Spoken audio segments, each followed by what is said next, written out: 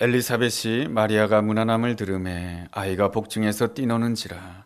엘리사벳이 성령의 충만함을 받아 큰 소리로 불러 이르되 여자 중에 내가 복이 있으며 내 태중에 아이도 복이 있도다. 내 주의 어머니가 내게 나오니 이 어찌된 일인가. 보라, 내 문안하는 소리가 내 귀에 들릴 때에 아이가 내 복중에서 기쁨으로 뛰놀았도다. 주께서 하신 말씀이 반드시 이루어지리라고 믿는 그 여자에게 복이 있도다. 마리아가 이르되 내 영혼이 주를 찬양하며 내 마음이 하나님 내 구주를 기뻐하였음은 그의 여종의 비천함을 돌보셨음이라. 보라, 이제 후로는 만세의 나를 복이 있다 일컬으리로다. 능하신 이가 큰 일을 내게 행하셨으니 그 이름이 거룩하시며 국률하심이 두려워하는 자에게 대대히 이르는도다. 그의 팔로 힘을 보이사 마음의 생각이 교만한 자를 흩으셨고 권세 있는 자를 그 위에서 내리시셨으며 비천한 자를 높이셨고 줄이는 자를 좁은 곳으로 배불리셨으며 부자는 빈손으로 보내셨도다. 그 종 이스라엘을 도우사 긍휼히 여기시고 기억하시되 우리 조상에게 말씀하신 것 같이 아브라함과 그 자손에게 영원히 하시리로다 하니라. 아멘. 바이올리니스트 박지혜라고 하는 분이 있습니다. 이 박지혜라고 하는 이 분에게는 아주 좋은 특혜가 있었는데 독일 정부에서 늘 악기를 대여해 주었다라고 하는 것입니다. 근데 악기를 대여해 주다가 이번에는 아예 악기를 주었다라고 합니다. 박지혜 양이 받은 악기의 액수가 어느 정도가 되냐 하면은 50억이 넘는다라고 합니다. 이 독일 정부는 해마다 바이올린 연주자들을 심사해가지고 이 악기를 대여해 준다라고 합니다. 왜 독일 정부에서는 그 소중한 악기를 심사해서 연주자들에게 대여해 주는 것이겠습니까? 그것은 악기를 가장 잘 보존하는 방법이기 때문에 그렇다라는 것입니다.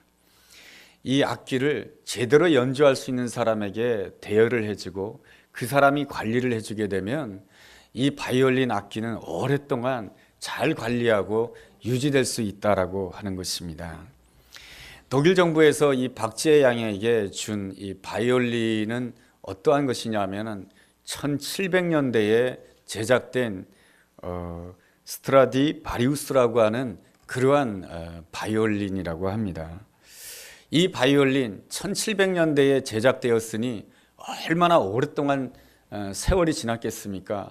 그러니 온도라든가 습도라든가 이런 것들을 제대로 맞춰서 보관해 놓지 아니하면은 이 오래된 나무로 제작된 바이올린은 금방 벌레가 먹을 수밖에 없고 상할 수밖에 없다라고 하는 것입니다. 이 바이올린을 제대로 킬 수 있는 사람의 손에 있어야 이 악기의 소리가 상하지 않는다라고 합니다. 그런데 이 바이올린 악기를 좀 이렇게 실력이 거의 없거나 이러한 사람에게 맡긴다라고 한다면 악기의 소리가 달라지게 되고 그 가치가 떨어진다라고 하는 것입니다. 그런 점에 있어서 이 독일 정부는 이 독일에 있는 소중한 악기들을 세계의 최고의 바이올린 연주자들에게 대여를 해준다라고 하는 것입니다. 사람도 악기와 같습니다. 인간의 가치가 얼마나 될까요? 이 바이올린의 값어치가 50억이라고 한다면 인간의 가치는 얼마나 되겠습니까? 우리는 본질상 진노의 자녀로서 영원히 버림받을 수밖에 없는 존재였습니다. 그런데 예수님께서 우리를 위하여 십자가의 죽으심으로 말미암아 우리가 하나님의 아들, 하나님의 딸이 되었습니다. 그렇다라고 한다면 우리의 가치는 어느 정도입니까? 바로 예수님의 생명의 가치인 것이죠. 예수님께서는 자신의 생명으로 우리를 구원해 주셨다라고 하면 우리의 가치라고 하는 것은 예수님의 가치와 같다라고 이렇게 표현할 수가 있는 것입니다. 그만큼 하나님 보시기에 우리의 가치는 너무나도 소중하고 너무나도 귀하다라고 하는 것입니다. 하나님께서는 소중한 우리를 잘 관리하기를 원하십니다. 그래서 우리가 늘 예수님 안에 있기를 원하는 것이죠.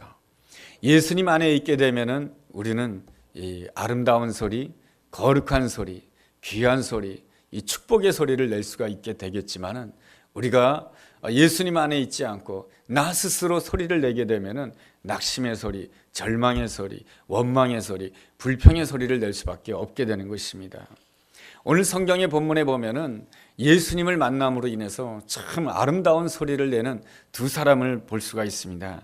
그 두 사람이 누구냐면 한 사람은 엘리사벳이라고 하는 여인이고요. 또 한 사람은 마리아라고 하는 한 여인입니다. 엘리사벳은 나이가 무척 많은 여인이었고요. 그리고 마리아라고 하는 여인은 약혼은 했지만은 아직 결혼하지 아니한 처녀였던 것입니다. 그런데 이 두 사람에게 하나님의 말씀이 주어지게 됩니다. 그들에게 주어진 하나님의 말씀은 무엇이냐면 네가 아들을 낳을 것이다 라고 하는 말씀입니다. 우리는 매 순간마다 하나님의 음성을 들으며 하나님의 말씀을 들으며 하나님의 말씀에 따라 살기를 원합니다. 우리가 하나님의 말씀을 듣는 것도 중요하지만 더 중요한 것이 있습니다. 우리가 그 말씀에 어떻게 반응하느냐, 이것이 대단히 중요한 것입니다. 하나님의 말씀에 어떻게 반응하느냐, 그것이 바로 믿음이라고 하는 것이죠. 하나님께서는 사가랴와 엘리사벳에게 아들을 주겠다라고 약속해 주셨습니다. 여러분, 사가랴가 무슨 일을 하는 사람인지 아십니까? 제사장의 일을 하는 사람이었습니다.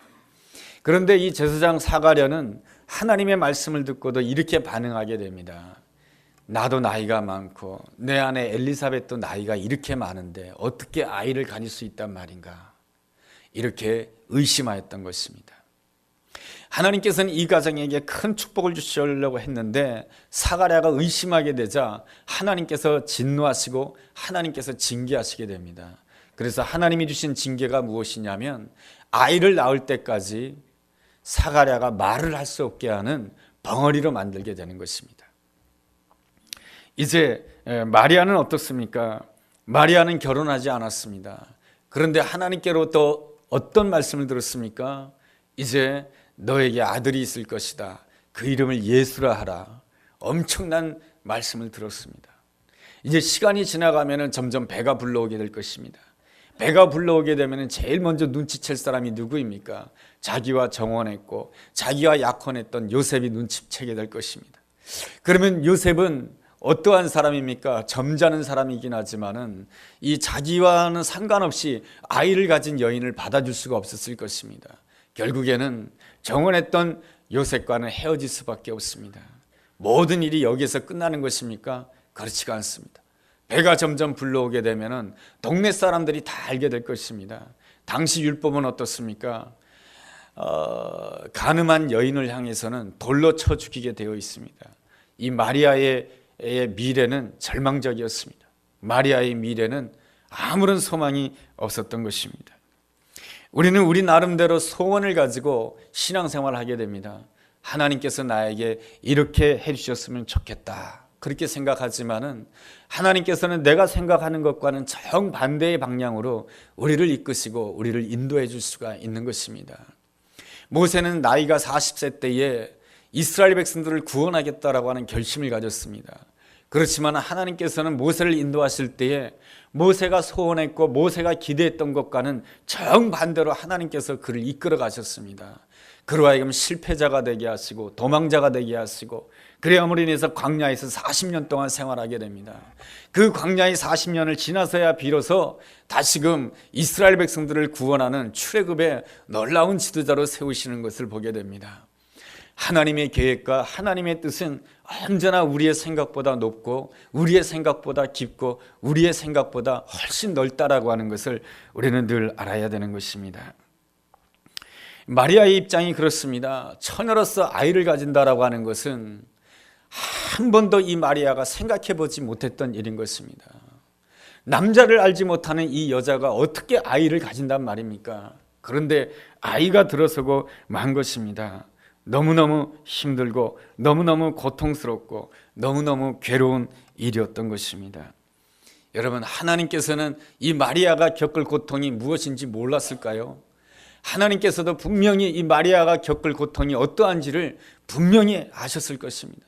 마리아가 감당해야 될 시련이 얼마나 크다라고 하는 것을 아셨을 것입니다. 그럼에도 불구하고 하나님께서는 마리아에게 아기 예수님을 잉태하도록 하나님께서는 허락하신 것입니다.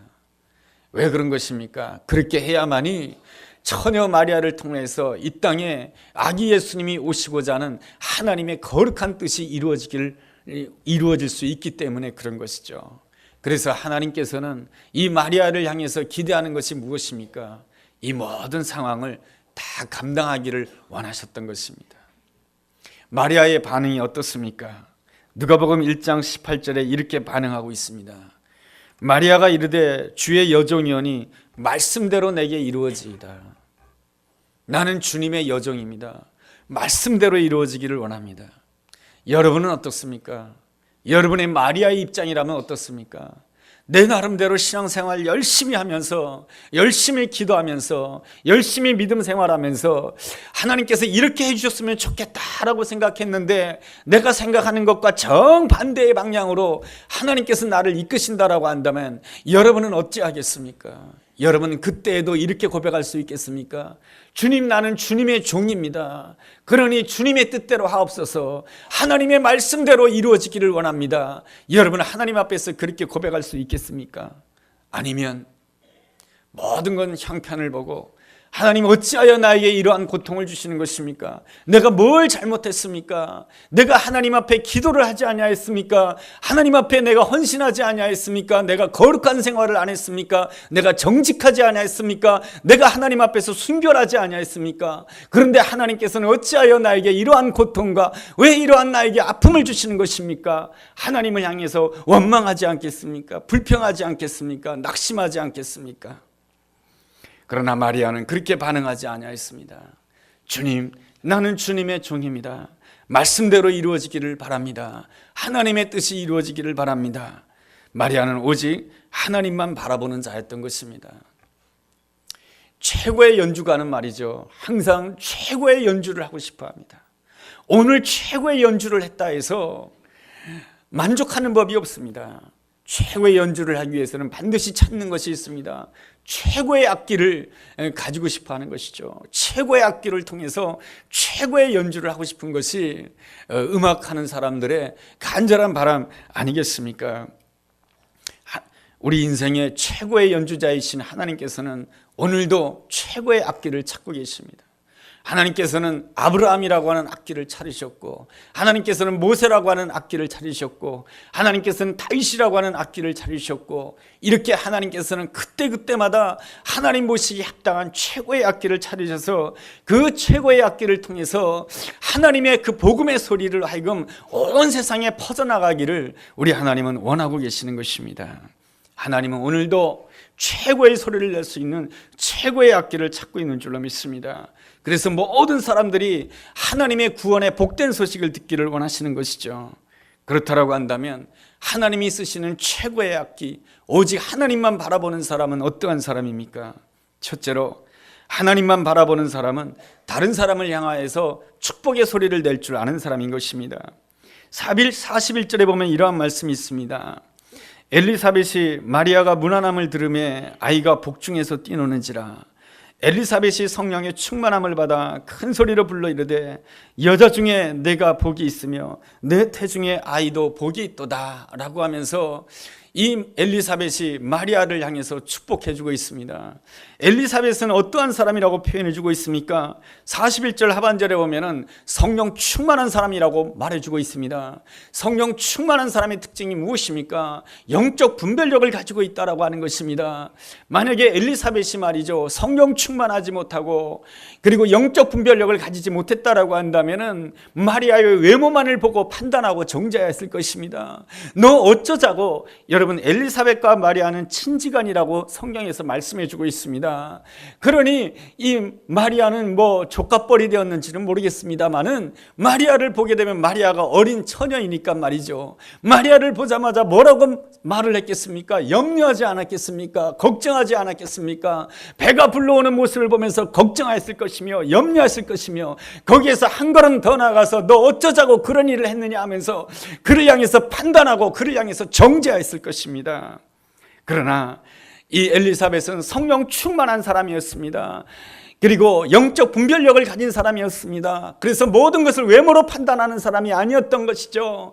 그래서 이 엘리사벳은 마리아를 보자마자 그는 뭐라고 외치고 있습니까? 42절에 보니까 큰 소리로 불러 이르되 여자 중에 내가 복이 있도다, 내 태중의 아이도 복이 있도다 라고 선포하고 있습니다. 네가 정말로 복 있는 여인이구나, 그리고 내 태중에 있는 이 아이도 참으로 복이 있구나 라고 하면서 자기의 모든 목소리를 다해서 이 마리아를 축복해 주고 있습니다. 이 축복의 이야기를 들었던 마리아는 얼마나 위로를 받았겠습니까? 마리아는 처녀로서 아이를 가졌다라고 하는 것이 큰 부담이었습니다. 이것이 하나님의 계획이고 이것이 하나님의 뜻이다라고 하는 것을 알았지만, 그래서 하나님 앞에서 나는 주님의 여종이오니 말씀대로 이루어지기를 원합니다라고 하나님 앞에 철저하게 고백하였지만은 부딪히는 현실 속에서 감당해야 될 그 모든 것들은 만만치 않았던 것입니다. 그런데 말이죠, 이 엘리사벳, 성령 충만한 하나님의 사람, 도저히 아이를 가질 수 없었다라고 생각되었던 이 여인이 아이를 가진 다음에 자기를 향하여서 너는 복 있는 여자라고 하는 축복의 메시지를 주었을 때, 그리고 이 뱃속에 있는 이 아기가 축복의 사람이다라고 하는 축복된 자라고 하는 것을 들었을 때에 이 마리아가 얼마나 위로를 받았겠으며 얼마나 힘을 얻었겠습니까? 하나님의 사람의 아름다운 점이라고 하는 것은 무엇입니까? 성령 충만하다라고 하는 것이며 분별력을 가지고 있다라고 하는 것이며, 그 아름다운 분별력을 가지고 상대방을 향해서 축복해주고 세워줄 수 있다라고 하는 것입니다. 이렇게 성령 충만한 사람, 축복해 줄 수 있는 사람을 우리가 삶 속에서, 인생 여정 속에서 만날 수 있다라고 하는 것은 얼마나 큰 은혜요 축복인지 모르는 것입니다. 내가 먼저 성령 충만하고 내가 먼저 분별력을 가지고 다른 사람을 축복해주고 세워주는 사람이 되올 때에 하나님께서는 나를 최고의 악기로, 가장 아름다운 소리를 낼 수 있는 최고의 악기로 사용하게 되는 귀한 은혜가 우리 가운데 있게 될 줄로 믿습니다. 둘째로, 하나님을 바라보는 자는 언제나 겸손의 소리를 내는 자인 것입니다. 겸손의 소리를 내기 위해서는 자신에게 주어진 복이 무엇인지를 알아야 되는 것입니다. 자신에게 주어진 복이 무엇인지를 아는 사람은 언제나 겸손한 사람인 것이고 언제나 감사하는 사람 아니겠습니까? 사람들이 종종 성경의 인물들 가운데 넘어지는 이유가 무엇입니까? 그것은 바로 자기에게 주어진 복이 무엇인지를 모르고 내가 수고한 거, 내가 애쓴 것만을 헤아리기 때문에 넘어지는 것이며 교만해지는 것입니다. 탕자의 비유에 본다라고 한다면 큰아들이 그렇습니다. 탕자가 아버지 곁으로 돌아오게 되었을 때 아버지가 탕자를 위해서 잔치를 베풉니다. 그런 모습을 보게 되었을 때 큰아들이 매우 심기가 불편합니다. 그래서 아버지에게 이렇게 불평합니다. 나는 아버지 집에서 이렇게 많이 수고하고 이렇게 많이 노력했는데 아버지는 나를 위해서 염소 새끼 한 마리도 잡지 않더니 이 아버지의 재산을 다 잃어버린 이 탕자가 돌아오니까 송아지를 잡고 잔치를 벌려요. 이게 될 일입니까? 라고 아버지 앞에 항변을 하게 되자 아버지가 이 큰아들을 향해서 뭐라고 말합니까? 너는 항상 내 곁에 있지 아니하였느냐? 그러니 내 것은 다 네 것이다라고 하는 것을 모르느냐? 하면서 그 아들에게 섭섭한 마음을 표현해 주고 있습니다. 여러분, 큰아들의 문제점이 무엇입니까? 내게 주어진 복이 무엇인지 몰랐다라고 하는 것입니다. 아버지의 모든 것이 바로 내 것이다라고 하는 것을 몰랐다라고 하는 것입니다. 이것이 바로 큰아들이 넘어질 수밖에 없는 그러한 이유였던 것입니다. 구약 성경에 나와 있는 사울 왕은 어떻습니까?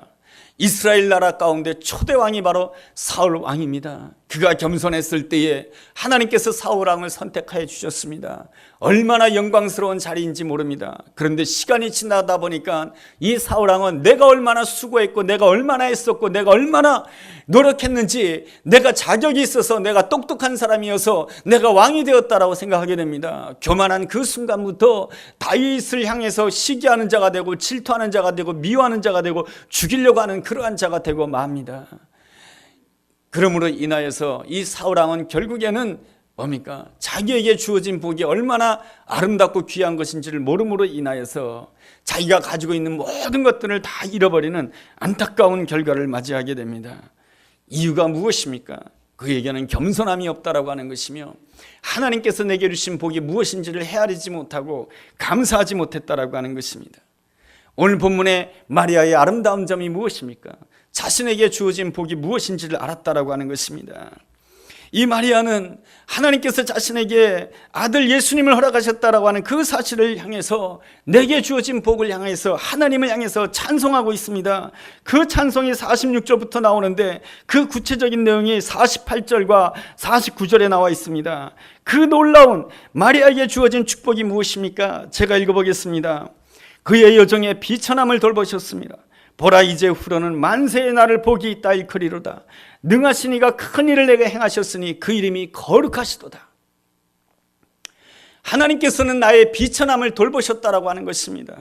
내가 보잘것없는 존재이고 연약한 존재이지만은 하나님께서 나를 돌보셨다라고 하는 것입니다. 하나님께서 나를 돌보시면 어떤 존재가 됩니까? 이 비천함이 존귀한 존재로 역전이 되는 아름다운 역사가 있게 되는 줄로 믿습니다.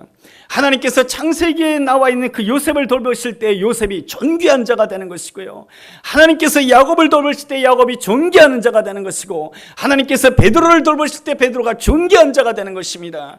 그러한 것처럼 하나님께서 이 마리아의 비천함을 돌보실 때에 이 마리아가 존귀한 자가 된다라고 하는 것이죠. 또한 겸손한 자는 말이죠, 하나님이 주신 그 축복이 나에게만 머물지 않는다라고 하는 것을 확신하는 사람인 것입니다. 하나님께서 나의 비천함을 돌보셨다라고 한다면 내 민족의 비천함을 돌보실 것을 확신하게 되는 것입니다. 하나님의 축복은 확장되어야 되는 것이죠. 하나님의 축복은 흘러가야 되는 것이죠. 왜냐하면 하나님은 나의 하나님이 될 뿐만 아니라 너의 하나님도 되는 것이고, 우리 민족의 하나님이 되시는 것이고, 세계의 하나님이 되신 분이 우리가 섬기는 놀라우신 하나님 아니시겠습니까? 하나님께서 나의 비천함을 돌보셨다라고 한다면 하나님께서는 오늘날 나의 민족, 로마의 식민지로 살아가는 이스라엘 민족의 이 비천함을 돌보실 것이며, 하나님께서는 하나님을 찾고 있는 모든 백성들의 비천함을 돌보실 놀라운 하나님이신 줄로 믿습니다. 이 놀라운 고백이 바로 49절에 있는 말씀인 것이죠. 49절에 이 마리아가 이렇게 하나님을 찬양하고 있지 않습니까? 능하신 이가 큰 일을 내게 행하셨으니 그 이름이 거룩하시도다. 큰 일을 내게 행하셨다라고 하는 것이 무엇입니까? 큰 일이라고 하는 것은 하나님의 큰 구원의 역사를 말하는 것입니다. 그 큰 구원의 역사가 하나님께서 나의 비천함을 돌보셨듯이 내 민족의 비천함을 돌보실 것이다라고 하는 것이 바로 하나님 보시기에 큰 일인 것이죠. 그 큰 일을 바로 전능하신 하나님께서 나를 통해서 역사하실 것이다라고 하는 것입니다.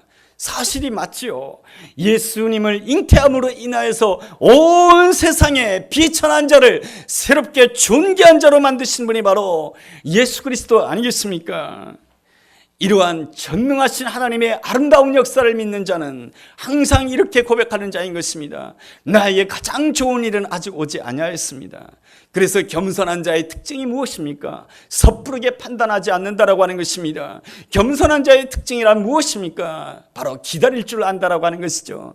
아브라함 같은 경우에 25년을 기다렸고, 모세 같은 경우에는 40년을 기다렸고, 다윗과 같은 경우에는 13년을 기다렸던 것입니다.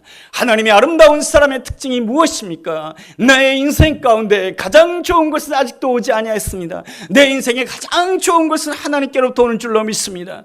이러한 고백을 가지고 겸손한 마음으로 기다리는 자에게 하나님께서는 오늘 본문의 말씀처럼 돌보심의 은혜와 하나님께서는 그를 통해서 큰 일을 행하게 될 줄로 믿습니다. 이 놀라운 은혜가 우리 모두에게 함께하게 되기를 주의 이름으로 축원합니다.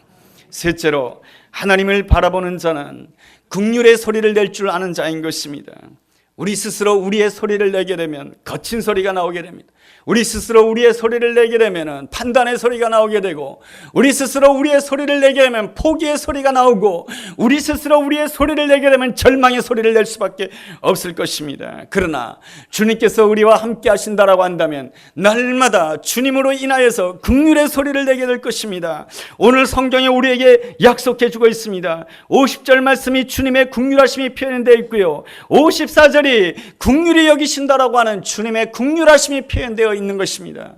여러분, 주님의 긍휼이라고 하는 것이 무슨 뜻을 말하는 것일까요? 긍휼이라고 하는 것, 단순하게 불쌍히 여기는 것, 단순하게 동정하는 것이 긍휼입니까? 그렇지 않습니다. 주님의 긍휼의 원뜻이라고 하는 것은 무엇이냐면은 상대방이 연약하고 넘어졌지만, 보잘것없이 넘어졌지만 상대방의 모든 가치를 회복시켜 주신다라고 하는 것입니다. 여러분, 베드로가 성전 미문으로 올라가다가 안진뱅이를 보았습니다. 그랬을 때 성령의 감동으로 인하여서 이렇게 선포하게 됩니다. 내게는 금과 은이 없지만 나사렛 예수의 이름으로 일어나 걸으라.